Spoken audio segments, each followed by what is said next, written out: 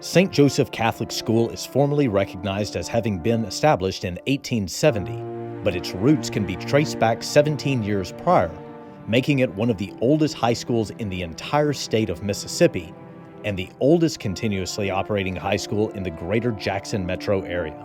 St. Joseph High School, a lot of people don't know this, but St. Joseph High School actually had its beginning in 1853. The priest, Father LeRae, who went on to become a Civil War chaplain and Archbishop of New Orleans, he started with a gentleman tutoring families, and the man's name was Kelly, and he had a daughter that was a Sister of Mercy later on.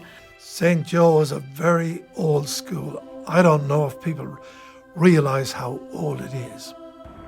The facilities Father LeRae used for tutoring were burned not once but twice by General Sherman of the Union Army in 1863. Despite the setback, teaching continued until the aptly named Sisters of Mercy arrived in 1870.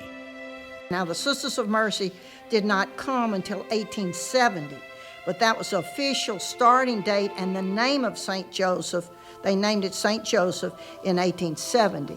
So it is the oldest school in the Jackson area. The very first place that St. Joe started was downtown Jackson in St. Peter's Cathedral. Charged with building a school in the least Catholic state in the country, and one that was still suffering from the wounds of the Civil War, the Sisters of Mercy were forced to deal with additional adversity a mere 7 years into their efforts. Yellow fever epidemic in 1878 was a terrible thing, and that was one of the worst ones. In 1878, there was no cure for it or whatever, and 1/3 of the Mississippi population died. Vicksburg and Jackson were decimated, and they had to quarantine the two cities. Frost came, that killed the germ or whatever, but 78 was a really bad year for yellow fever. As St. Joseph and the entire state attempted to rebound from the yellow fever epidemic, it was the tiny population of Catholic families in the area that allowed the private school to survive. Back in the early days, too, St. Joe being a Catholic school and Jackson being like maybe 3% Catholic town, a lot of families wanted to send their youngsters to a Catholic school for the religious education and good schooling and all that kind of thing. We received students from all over kind of central Mississippi even, and so we had a lot of unique names, the Canizaros, No Blocks, and most all these seem to have brothers, abound. Frasconia, of course, and Sayway. There were a lot of names that you didn't see every day or anywhere else around town. The school always had a great ethnic mix. Italians, Lebanese, Irish, Hispanic, and later the African American community. Well, St. Joe was a special place to me because it was where all the Catholics from the Catholic schools and the Catholic churches went to school, and that's where the Catholic families were. And it was nice to be around people that had those same beliefs.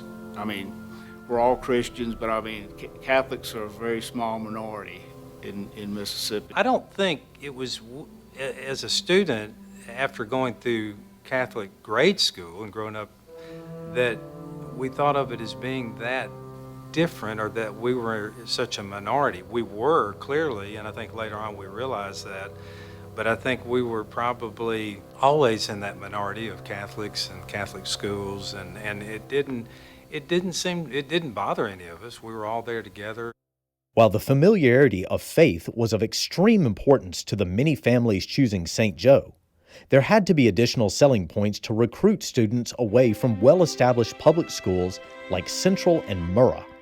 The Sisters of Mercy naturally created such a selling point by implementing a rigorous academic curriculum. We had good science teachers and we had good math teachers. And I think we had a wonderful academic program in the early days, too. And the students went on to do real well. So I was kind of thinking that if I was going to play football in college, which was my dream, that I would probably go to Murrah, and then after Murrah, a lot of those guys every year, 5 or 6 of them would go to Ole Miss or somewhere. And that was kind of like what I was thinking. But my mother had other thoughts, and she informed me early on that I was going to go to St. Joseph High School. In that environment, I learned how to study. I learned how to focus. I learned how to take a test.